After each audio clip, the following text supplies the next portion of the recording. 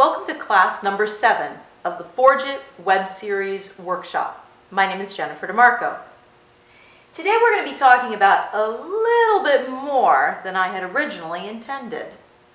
This week is supposed to focus on the pictures, the images, but I decided I wanted to cover something else as well. Something that a lot of web series, unfortunately, don't spend as much time and energy on as, well, I personally think they should. And that's the sound. Now, yes, of course, you could say, oh, of course, music, the soundtrack. Oh, but I'm not a musician. Where do I get that? But before we even begin to go there, I want to talk about sound effects. I recently found myself in a position where I was helping to make, a trailer for an adult film. Now, the film is a psychological drama, and it has a horror bent. So there was a lot of scary sounds, screaming, creaking, bones breaking, stuff like that. But there was one very dramatic scene, actually a very psychologically powerful scene, where one character rejects another and walks away.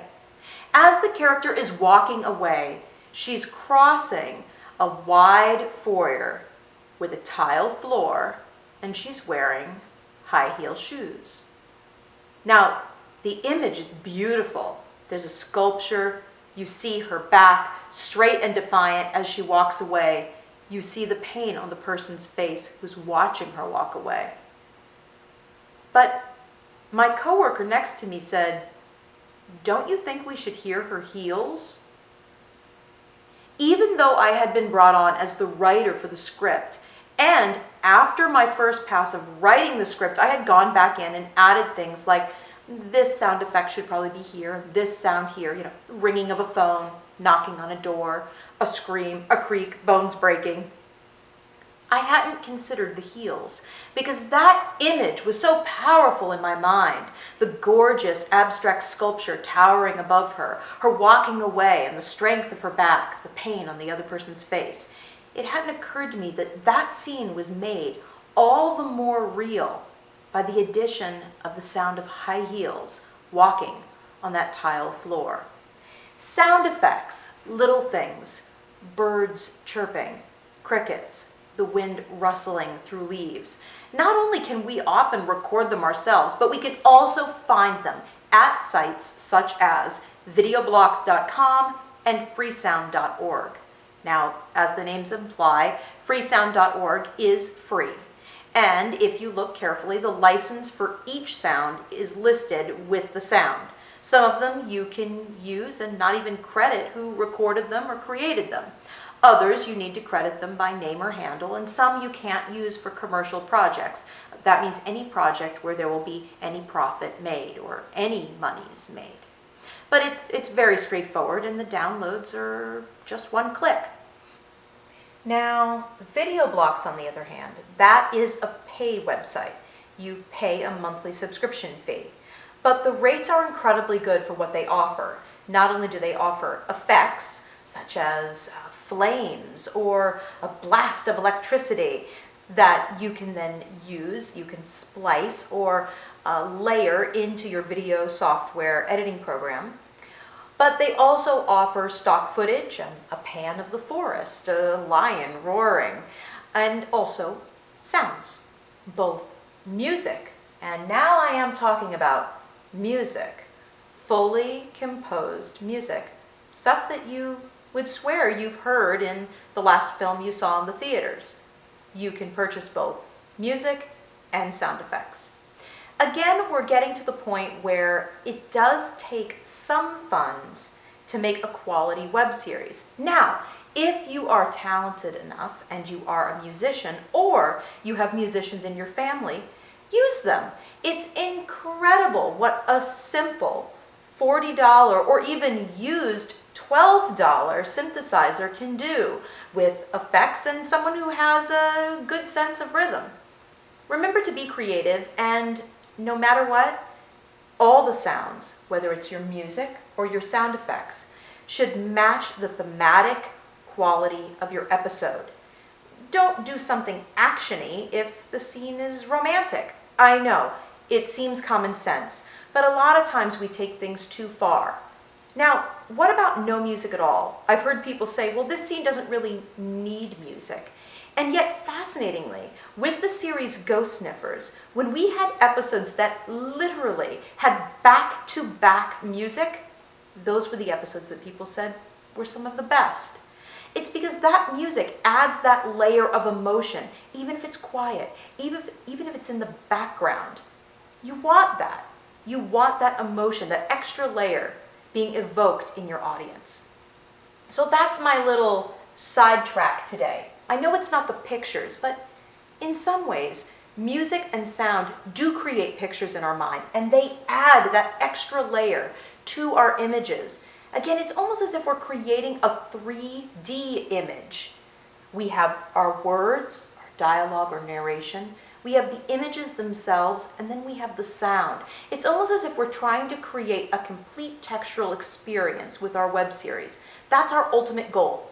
The more textured, the more layered the experience is that we create for our viewers, the more realistic it will be, even if it's meant to be surreal or meant to be silly or meant to be over the top. It will be more immersive. Our audience will fall into it. They will want to live in that world because it's just that entertaining. Let's move on. If you've ever been in a creative writing class, you've probably heard it a million times, even if it wasn't directed at you. The importance is always, with good story, to show, don't tell. But what does this saying even mean? Show, don't tell. Well, it means the same thing, whether you're working with a short story, a web series, or a film. Show, don't tell. If you can show it with an image, with a facial expression, with a sound, a storm rising, a slamming of a door, if you can show as opposed to tell, you will make more of an impact on your viewers. I'm angry at you, the character says, as opposed to the character looking at the other person with undeniable anger. That's it.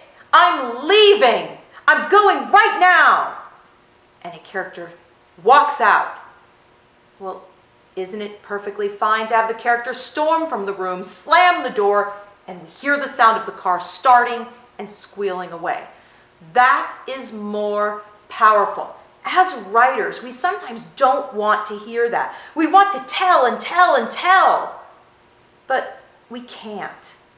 Especially you can't tell your audience if it's something that really they have no right to know yet. For instance, it was a good morning and Becca was happy.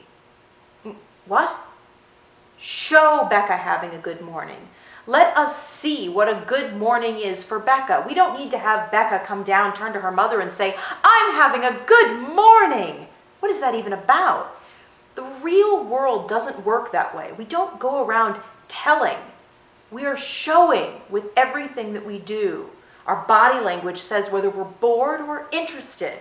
Our facial expressions often portray not only our emotions, but betray our emotions, what we're feeling inside. You want to show because showing is more powerful. Language, in some ways, actually gets in our way. You could say, well, yes, of course, because all over the world we speak so many different languages. No, I'm talking about even with people who speak the exact same language that you do. If someone has lost a pet and they walk into the room and you look at them and you know that's what they're thinking about, you just know. It just happened. You know it's what's on their mind. You can say, I am so sorry, and you can hold them, you can hug them, or you can just go to them and take them into your arms, and they know. And the action, remember, actions speak louder than words, or blogs, or tweets, or status updates. Actions, that's what you want to show. This is a little exercise to get yourself in the show, don't tell space, because that's the space you want to be in when you sit down to write your series. Don't tell it if you can show it. End of discussion. Don't give us narration if you can show it. Yes, sure. Voiceover, over voice, as we say in Ghost Sniffers. It's perfectly fine. In certain cases, it is actually a type of storytelling. But don't overuse it. And it doesn't have to be used at all. Because again, the power is in the showing. So let's use this exercise. Take your favorite nursery rhyme. Mine is The Little Red Hen. Now, I've been told that's not the actual name of this nursery rhyme. I'm not talking about the sky is falling, the sky is falling.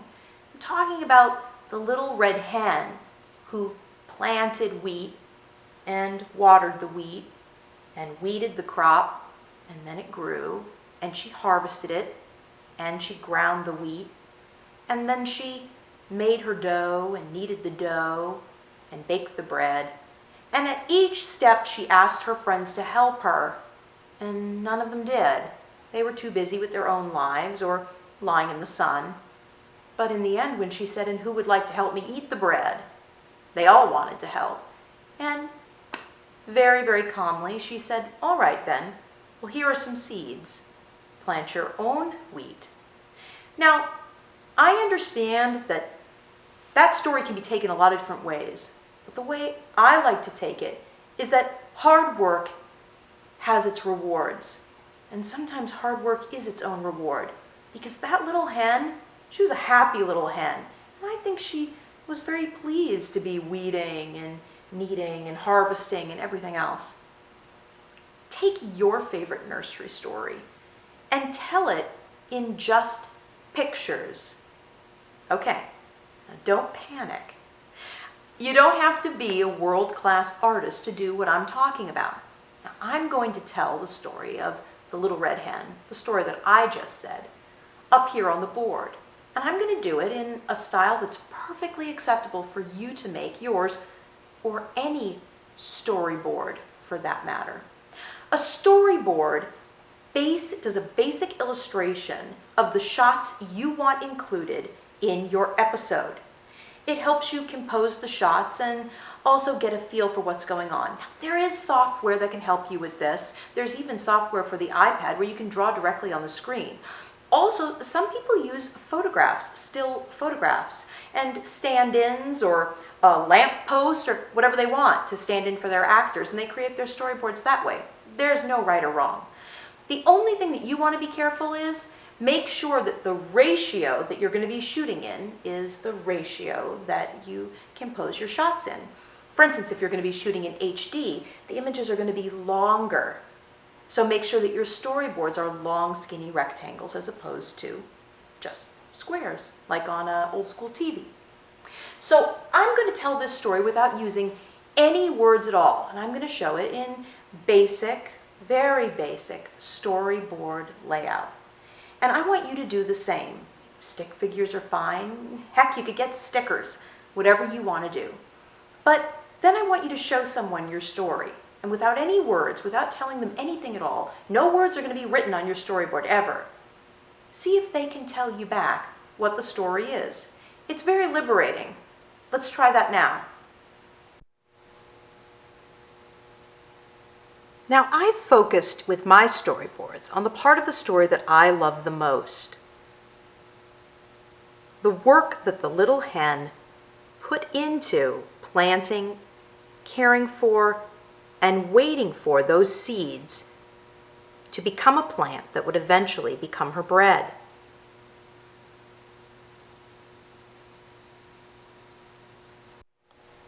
My line drawings are very straightforward. Remember, I'm my own cinematographer, so only I need to understand what I'm talking about.